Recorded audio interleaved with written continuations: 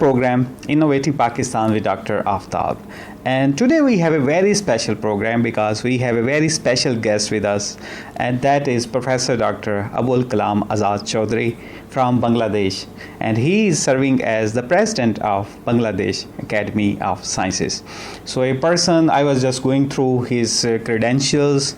I was so amazed that he has done such a great work in his life. His career spans, like he has earlier education from Bangladesh, then he has done his PhD and postdoc from UK, and then he's like for the whole life he has done so wonderful work that he was in Pakistan, so we thought that we should utilize his presence and should conduct the interview and should get the wealth of knowledge he has.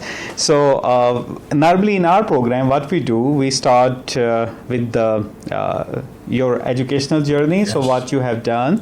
So I was just going through your profile, and I came to know that you was born in British India. So before the birth of Pakistan and India. So that was also like you have seen the whole development of Pakistan, and then separation of Bangladesh and the science in Bangladesh. So we'll discuss all these things, and I'm sure it will be an amazing experience for our audience as well, that they will have like the idea that how science grew in Bangladesh and what role you have played, especially being the head of University Grant Commission. So let's begin the program, and first of all welcome Professor Dr. Abul Kalam Azad in FM 87.6. This is part of Radio Pakistan. So, and this is the English channel of Radio Pakistan. So first of all welcome, and then we start the conversation with your educational journey. So how you started your education, and can you please share your journey with us?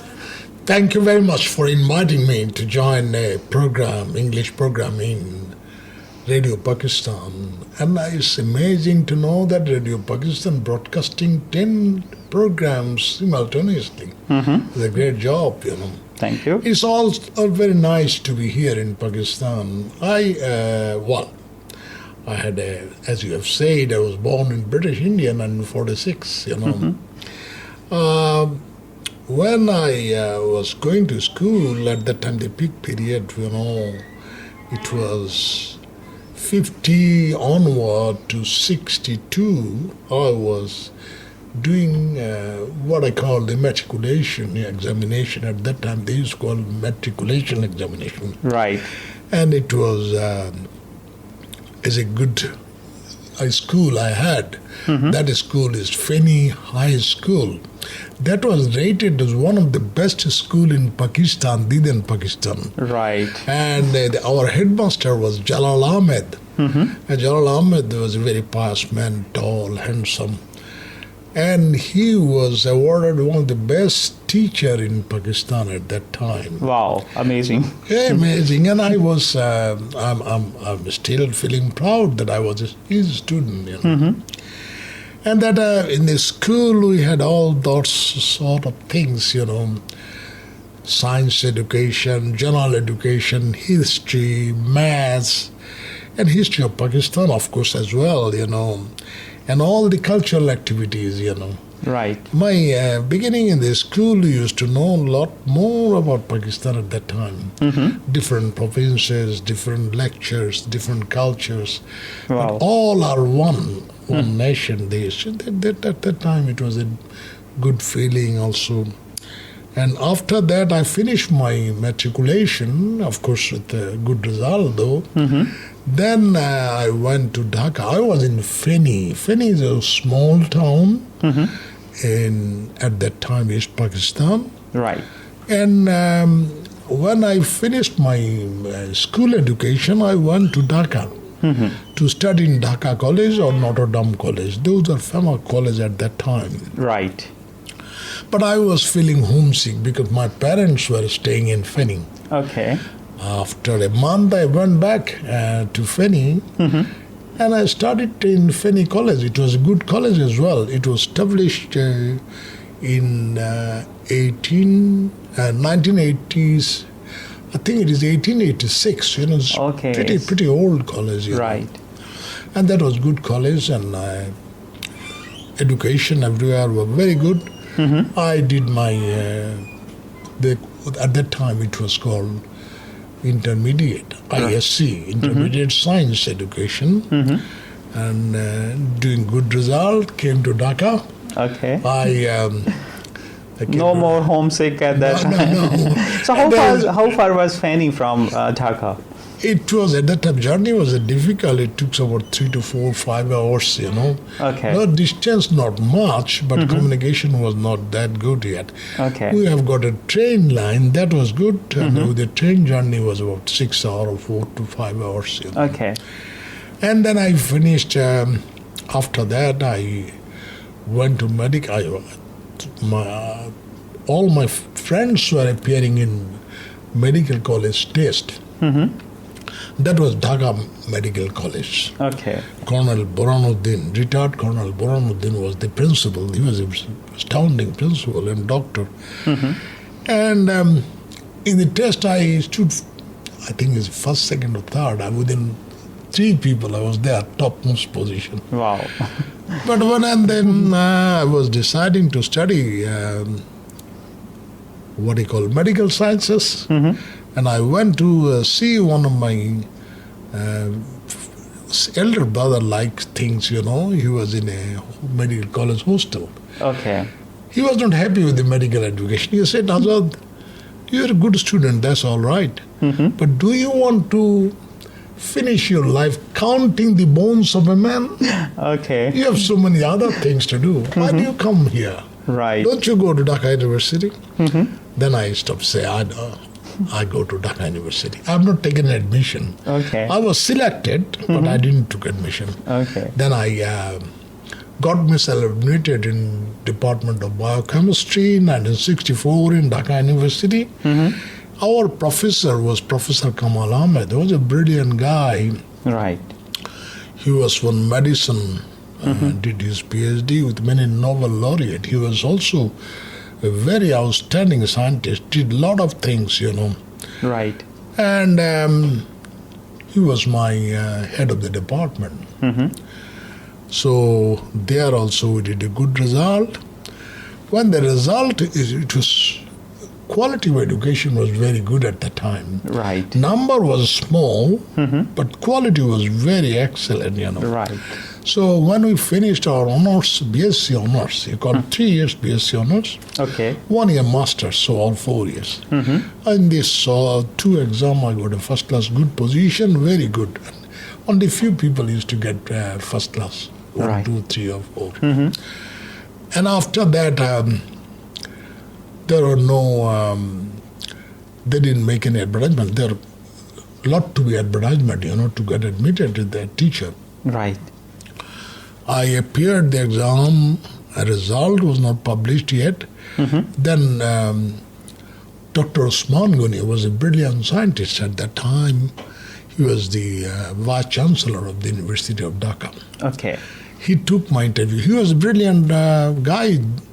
In 1940, Okay. he was the first Muslim of this region, the Bengal region, to do first PhD from London University. Okay, excellent. So he was the Vice Chancellor of Dhaka University. Nice. And he was asking me some question about the chemistry and things. It was good and very good results. Right. Interview was okay. Oh, you're very good. I'm impressed at your interview. But your result has not yet been published in masters. Okay. If you don't have a master's result yet, they can't admit you. They can't give you their job. Okay. You may be provisionally selected, but when result comes out, and result is equally good and bright, first class and thing, you may be offered that job. That was a conditional selection. No joining things. Okay. I joined at that time, the Seattle Color Research Laboratory. Okay. The Seattle, at that time, Pakistan was a member of Seattle. And it was funded by American organizations. And Seattle Color Research Laboratory was very good for biomedical research, a very innovative one. A lot of Americans used to come there. They recruited me, all right, if you are interested in research, We can offer you a job. You've got a good honors and master. Hopefully you'll do masters equally good. Okay. So they offered me a job. Research associate at that time, young man, Okay, yeah. Possibly I was 18, 19 or 20 years of age. Right. I joined there. And then when I joined, after 2 or 3 months, the result came out, and I again got the brilliant result there. Though my head of the department at that time, Professor Jabbar, he was a brilliant scientist as well. Right. He said, Azad, where are you now? Your result came out, come and join. Because selection was there, it was only conditional. Okay. Result must be good. I came and joined Dhaka University as a lecturer.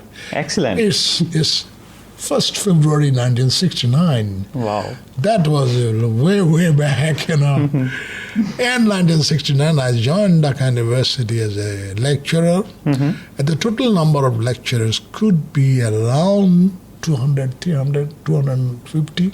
Okay. And the student number would be 3,000 altogether. Okay. It was coming up, but still is small. But Dhaka University has a traditional role because it was established in 1921, 1st July. Okay. And P.J. Hartak was the Vice Chancellor of Dhaka University. He was the academic registrar of London University. He was recruited by that British government, and he came and joined. And Dhaka University has a long history of producing brilliant scientists. Definitely. So a person with a lot of experience working in UK, and he became the Vice Chancellor. So he had the wealth of experience, and he brought a lot of changes according to the UK education system. Okay, excellent. So I finished, amazing. and then I joined this, and after that I got a scholarship to go to Germany. To do German language course first and then a PhD. In the meantime, the liberation war of Bangladesh started. So there were a lot of unpleasant things. We don't want to go back that. Right. The Pakistan movement, I've gone through the history. Bengalis did more than anybody else. Because in 1945-46 election, Muslim League got most seat in the east, that part, very little in the western part. Right. But it was good to have a nation, And after that, I came back home after finishing language course in German Goethe Institute, Bopard.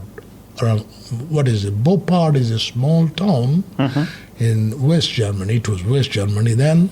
Okay. And a beautiful scenic place by the side of Rhine. And our institute was there. There are about 200 to 300 students from all over the world. They used to come for German language. And then I did also very good result. Okay.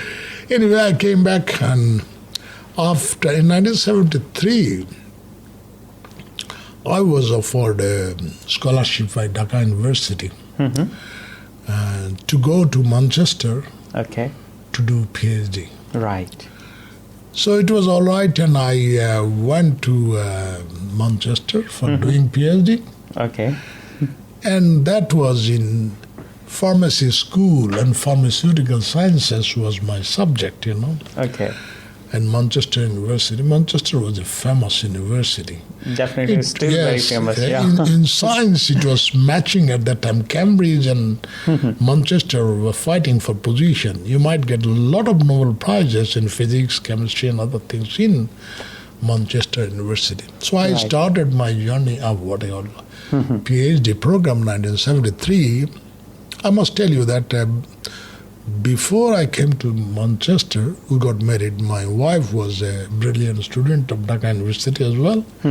She was a lecturer, joined the Department of Zoology as a lecturer. And I came back to Manchester.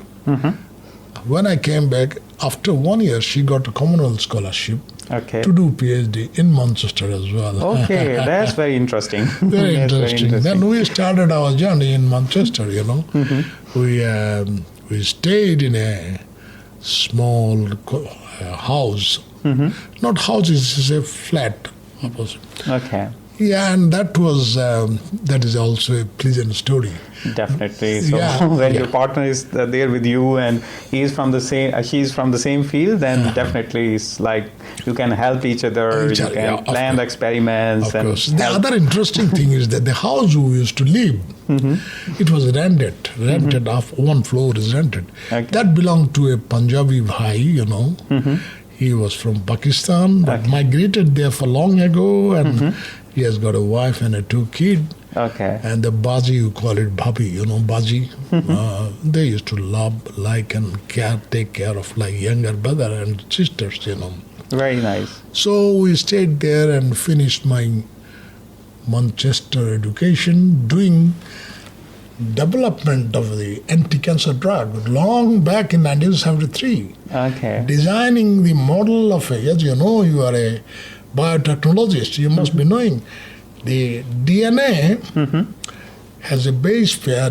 stakes of base pair. Right. We were synthesizing as some compound which can intercalate, bind with the DNA in such that cancer proliferation stops. We made several compound and synthetic compound that was brilliant and showed good result in lab and also in structure elucidation and things. Right. And it has been published in medicinal chemistry of JACS, American Medicinal Chemistry. Right. European Journal of Medicinal Chemistry, and that is good, And my wife also did nearly finishing her PhD as well. While I submitted my thesis, I did not get the offer of, I did not get the degree yet. Okay. It comes in the convocation later on, interview and other things. Nottingham University advertised for a postdoc fellowship. Right. So, in the same area of drug development and synthesis, Barry Bycroft was a brilliant professor there. He was from Oxford. Right. And he was a professor in Nottingham University. Nottingham was also a very good university, though. So he took interview and he was very pleased. I said, I'm very pleased. I can't say I'll take you because I have to take interview for 2 more days. Okay. I don't know really theoretically. But I'm impressed by your interview. Okay. After 2 or 3 days, when the interview finished of the other people, there are a lot of competition. And in 1973, UK had a bad economic condition. A job was scarce. A lot of people interviewed for this. But I was the hot favorite, and they have included me and recruited me as a postdoc fellowship. Okay, excellent. I said, you are offering me postdoc fellowship. Same thing, I have not had my PhD yet. Oh, Dr. Azad, you don't have to worry about that. I had discussion with your supervisor and your academic staffs and your publication. That speaks a lot more. You will be offered. And so I got the offer, PhD or postdoc. So when it was? It was 1976 early. Okay, wow. So it was just 3 years you completed? No, less than 3 years. There's another interesting story. In Manchester, without 3 academic years, you cannot submit the thesis. But I finished my work out 2.5 years, less than 2.5 years. So I had to take a special permission of submitting thesis, extraordinary, Great. So I submitted and I got this degree. Then my wife got a degree because she started 1 year and a half. Her degree was finished in 1977 something. No, 1987, No. 78. 78, 1978, early. So in 1978, we came back to Bangladesh at that time and joined the department again. I was on leave, and she also joined the department and started as a teaching and research development, other things. Right.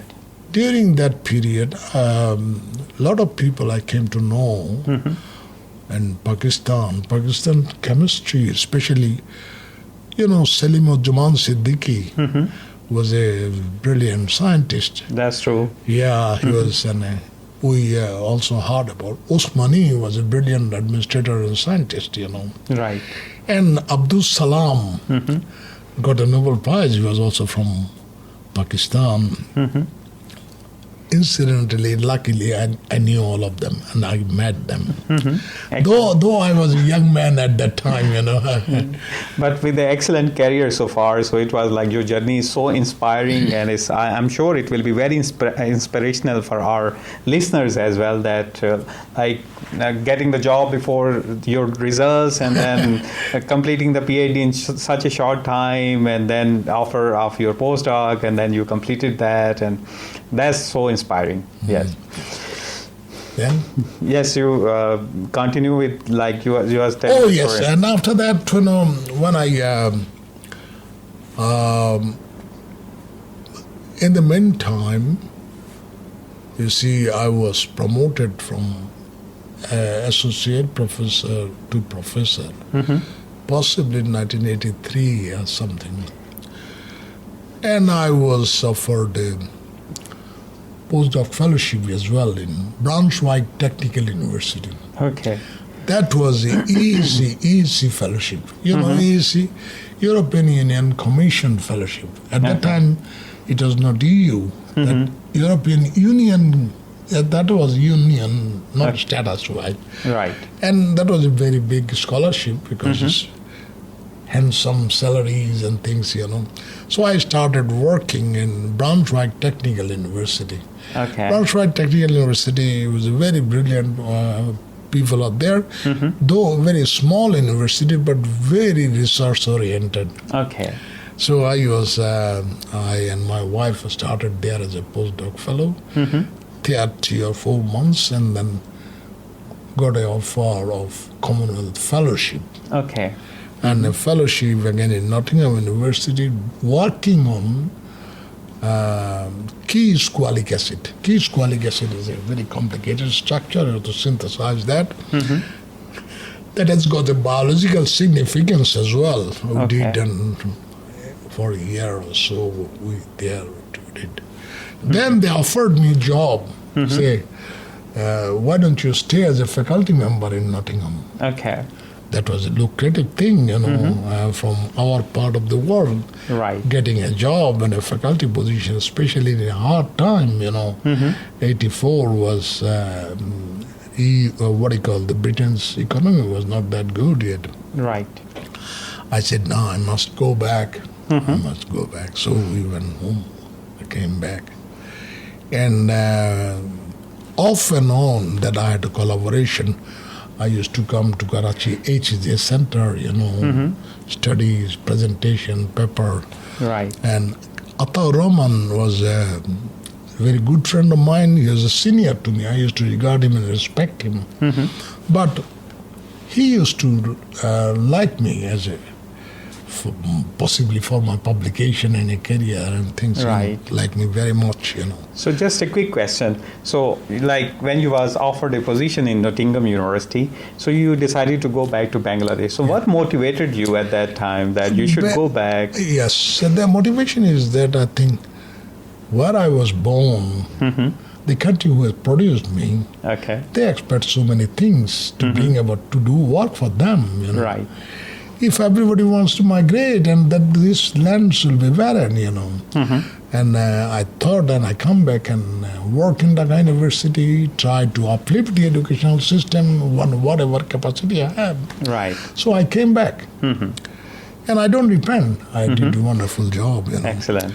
In 1996, in the Senate election, Senate chooses 3% through vote, And out of 3, 1 is offered as a vice chancellor position. Right. So 96 September, early September, the Senate elected me. I was one of the 3 men given to be vice chancellor of Dhaka University. I was very young though. I was not even 50 at that time. Okay, wow. So 3 people were selected three of my friends were with the contest, but I got a very runaway victory. I got a 83 vote, I got a 63 vote, very high one. Wow. So I joined Dhaka University as a vice chancellor. Excellent. It was really a dream. It's no doubt, it's an honor. Like you studied there as a graduate student and then master student, and then your first job was there, and then ultimately you are the vice chancellor in such a young age. So that's so amazing. And Dhaka University is the leading university of Bangladesh. Yeah, it was the leading university in Bangladesh. Even in Pakistan time, it was a good university. Right.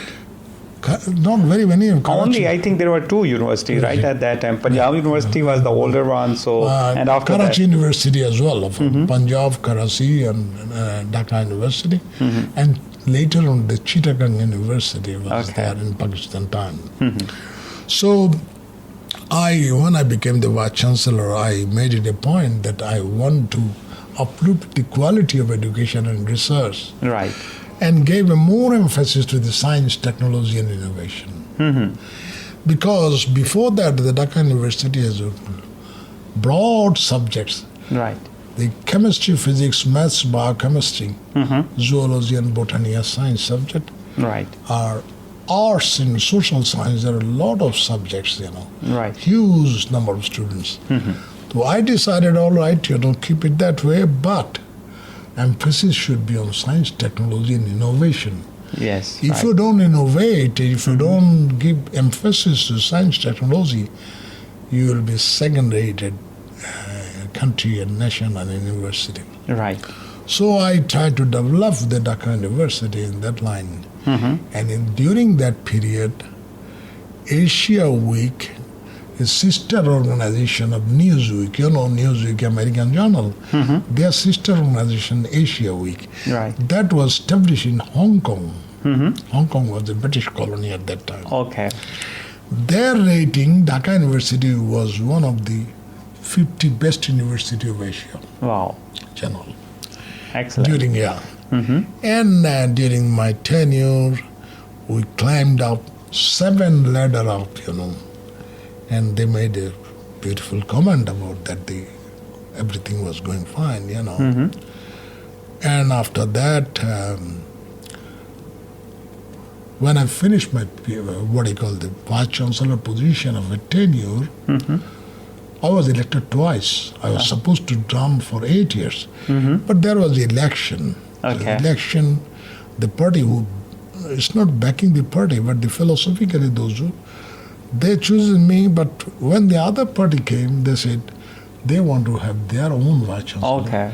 Quite obvious, Yeah, right. But that should not be it. That should not be it. Though I didn't oppose it, all right. Okay.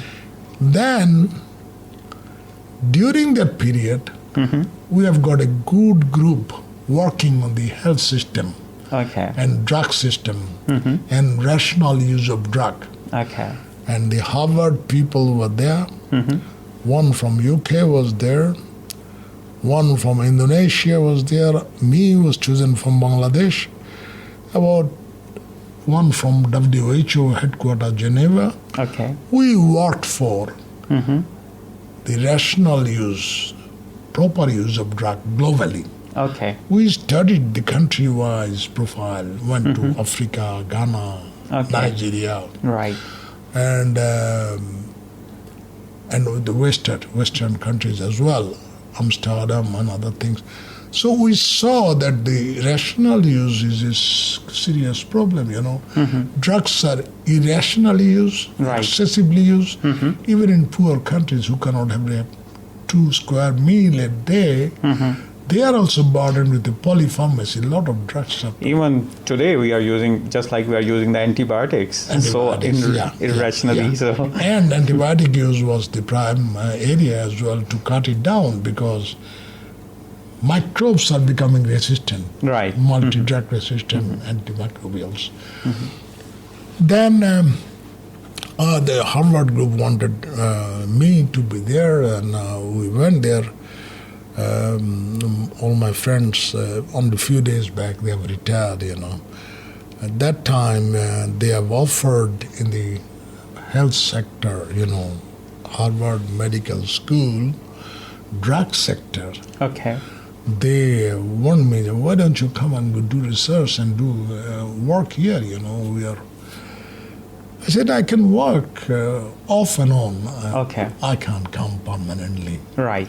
I work with them. I had brilliant publications in Lancet, It's a very prestigious journal, definitely. Lancet publication.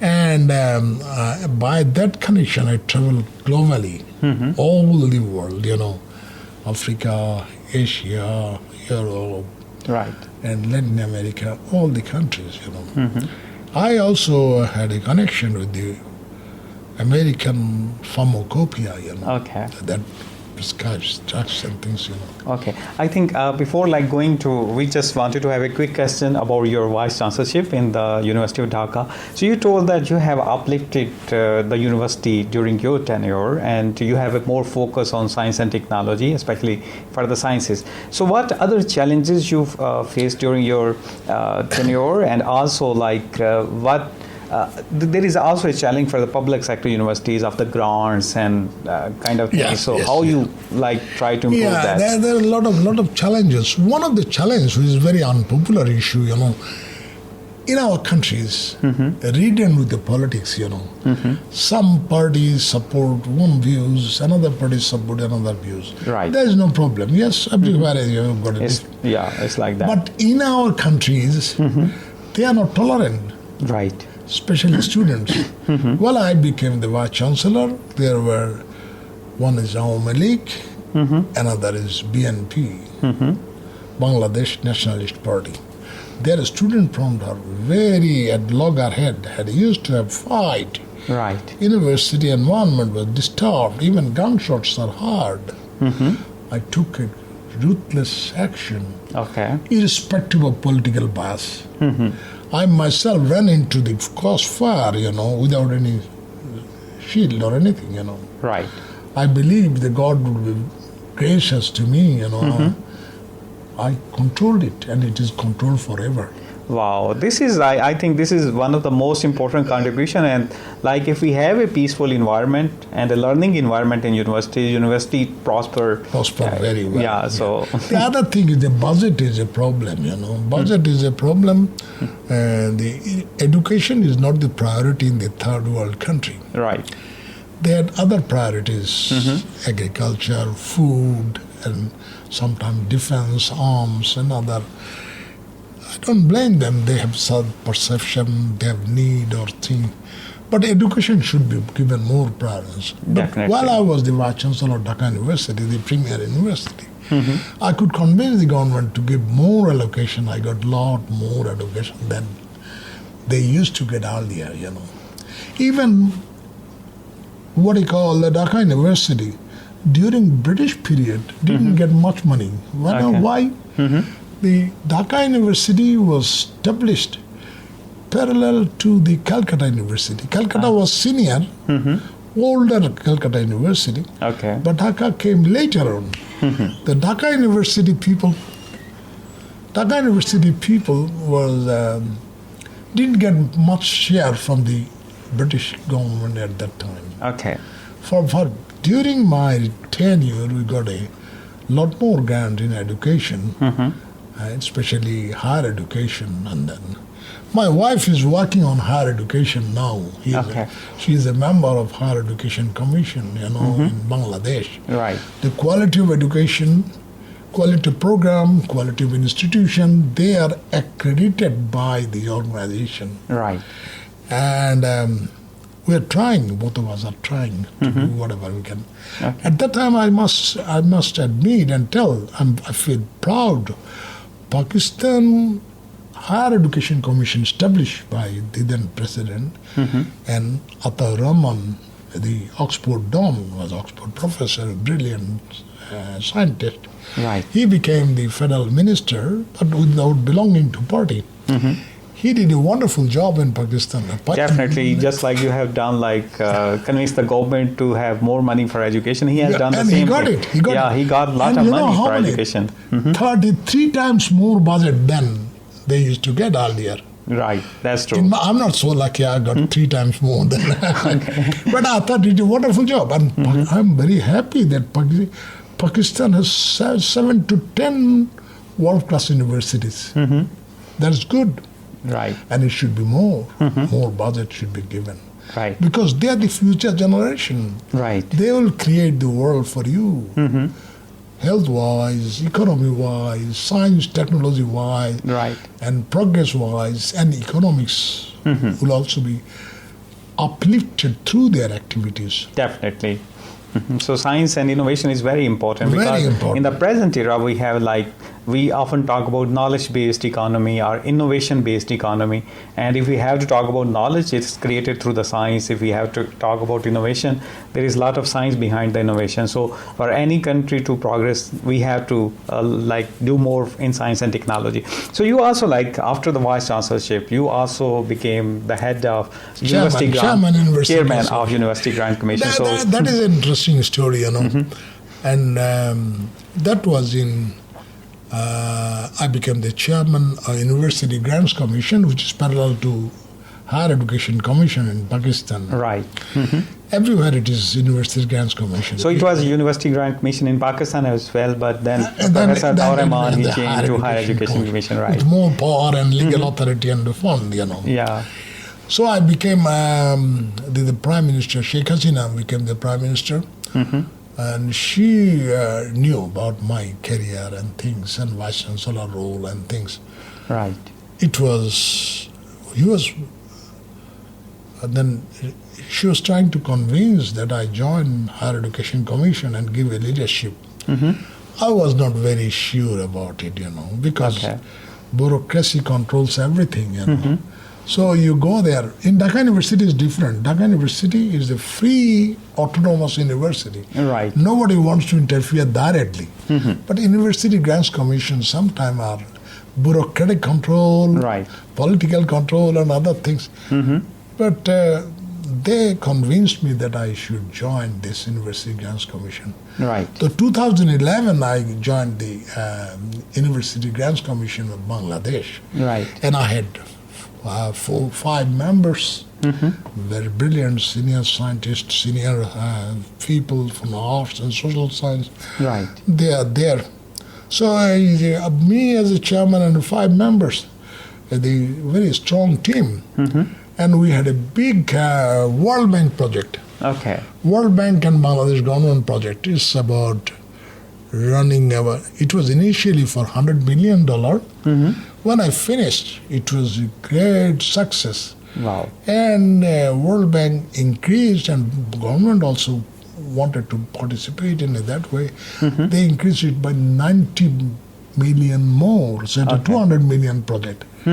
And during that period, I gave 27 universities special grant for capacity building in science technology, not the building bricks, but the machineries, equipments, chemicals, ideas to be tested.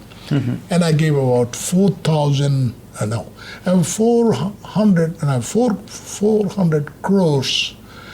Crore. Yeah. 400 crore rupee taka as a research grant one time to the researcher. That was a great addition, Right. And that gave the good solid foundation to education, higher education. But I must admit, Bangladesh public universities are doing good.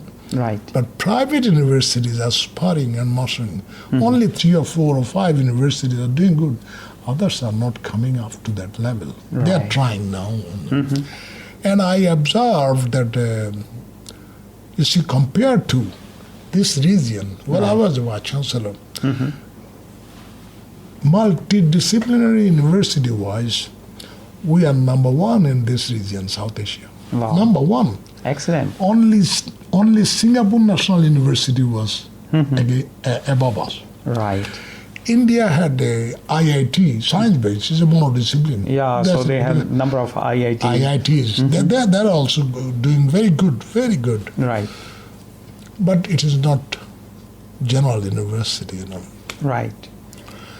And now what I see is that Pakistan has a lot of prospect. I must tell, I come to Islamabad.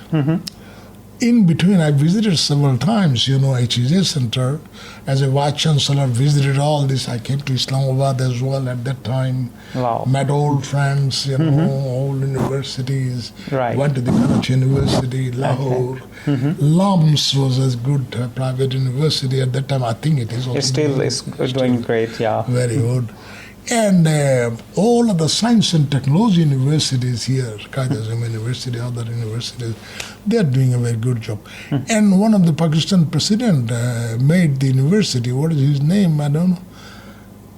He gave a university. The president of Pakistan, he was scientist and a bureaucrat and became the president. I forgot his name. So he established one of the university University in Pakistan. Okay. It was doing good as well. So what I see, the Pakistan has a lot of prospect to come up and do a lot of good things, Right. And the scientists are doing an excellent job, The Pakistan Academy of Sciences is doing an excellent job. We are representing the young president of the Our National Young Academy. Yeah. So just a quick question to you. There are actually two questions. One is like about the University Grant Commission. So you told that you have done a great job in that, and that actually helped so many universities. But you mentioned that the private universities are even doing better, and the public universities are like now trying to, but not. So one of the things, why is even same true in Pakistan? In Pakistan, many private universities are like doing excellent work, and same is true in Bangladesh. So what do you think? How they are like, even they don't have like that much grant opportunity. So one thing. Another quick question, because we are also running short of time. So another is like how we can foster the collaboration, because now our like at the government level the relations are getting better between Bangladesh and Pakistan, and we are really happy and excited for that because Bangladesh was once part of Pakistan. So we should work to foster the relations between the two countries. So being like having so much experience working in Bangladesh, working in Europe, working in UK, working in US, and traveling across the world, so you have like plenty of knowledge and experience. So we also need like your perspective on this, that how we can foster the collaboration between the two countries. I think the collaboration must be there, The good universities, those who are doing excellent, I think private sector and public sector. Right. They've got brilliant people, professors, learned professors. They had all the credentials, could be in the outside world. They're still serving here. So that collaboration, the project-wide collaboration, subject-wide collaboration between these universities could be fostered, it's a win-win situation. Okay. If discipline in genetic engineering, biotechnology in Dhaka University joined with your universities here, they could do a great job, And other thing is government should give a proper attention, funding and things should be given. Right. And I tell you this, India has picked up some universities for prospering. Right. Give additional fund. IIT, they get all the budget, whatever they want. Yeah. And China has a C9 university. They have picked up 9 universities to be the world leader.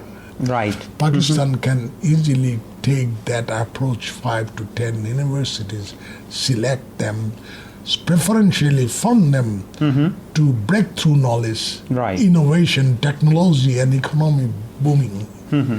That can be done, and in that collaboration with Bangladesh, it will be a win-win situation. Now, as a scientist, I must tell, most of the brilliant works are done through collaboration. Definitely. Without collaboration, single author or single department publication are not the rules of the day. Right. So the collaboration in all the spheres could be really excellent work. So just last thing that I would like to discuss, the collaboration between, how is it going, the collaboration between the Pakistan Academy of Sciences and Bangladesh Academy of Sciences? That was very good because, Pakistan... Because you are the president now, so you have you can do a lot of things in that. Yeah. The Aslam Beg, the Professor Aslam Beg was the president of Science Council of Asia. Science Council of Asia is headquartered in Japan. Okay. They have chosen the president. Aslam Beg is the president. Okay. I was elected as the vice president Okay, excellent. at that time. Then Turkey. Turkey is doing excellent, What you have seen, AAS, Association of Academies of Scientific Societies of Asia. That is headquartered in Seoul, South Korea, Seoul, what do you call. Okay. They have chosen the Turkish guy who came here as the president. I was the roaming member, In this sort of collaboration between the bodies, Bangladesh Academy of Sciences has a strong background of science, technology, innovation.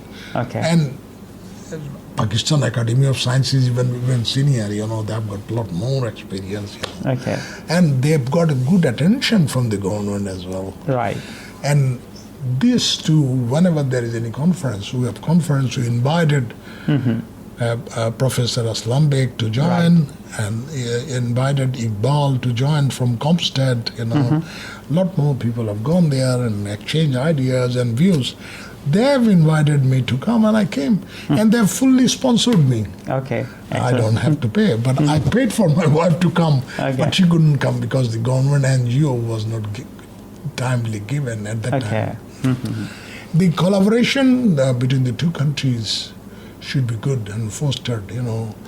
What I feel personally, I am a man with an open mind. I believe the humanity should not be segmented and fragmented like this. Right.